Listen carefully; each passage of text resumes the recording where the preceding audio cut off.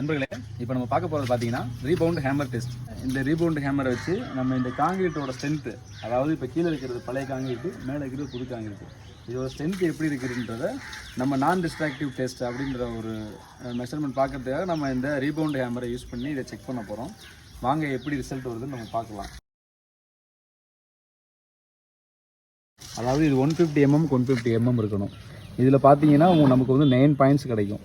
இந்த 9 பாயிண்ட்ஸில் ஆவரேஜாக வரக்கூடிய வேல்யூ தான் இந்த காலமோட நியூட்டன், எவ்வளோ நம்ம கிலோ நியூட்டன் இருக்குன்றதை நம்ம செக் பண்ணுறது.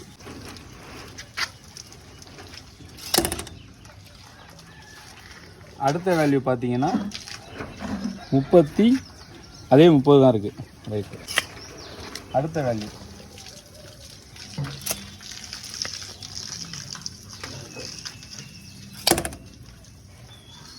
அடுத்த வேல்யூவும் அதே 30 தான், 32 இருக்குது.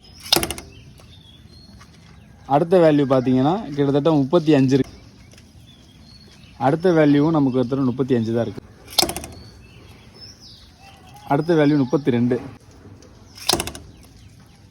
அடுத்த வேல்யூ 30. அடுத்த வேல்யூ 29. அடுத்த வேல்யூ 30. அப்படின்றப்ப நமக்கு ஆவரேஜாக நம்ம வந்து 30ன்ற வேல்யூவை கால்குலேட் பண்ணிக்கிறோம். இப்போ இந்த டிஸ்ட்ராக்டிவ் மிஷினை பொறுத்த வரைக்கும் நம்ம இந்த ரீபவுண்ட் மெஷர்மெண்ட் பார்த்தீங்கன்னா இங்கே கீழே இருக்கும். இதில் பார்த்தீங்கன்னா நம்ம இந்த ஹரிசாண்டலாக தான் வந்து மெஷர் கொடுத்துக்கிறோம். அப்படின்றப்ப 30 எங்கே அங்கே வந்து நம்ம கிராஃபில் ரீச் ஆகுதோ அதுதான் வந்து நமக்கு வந்து மெஷர்மெண்ட். இப்போ இந்த ரெட் லைன் தான் நம்ம பார்க்கணும்.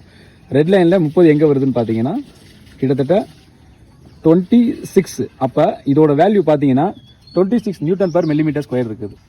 இதோட இந்த காலமோட ரிசல்ட் வந்து பாஸ், குட் கண்டிஷனில் இருக்குது.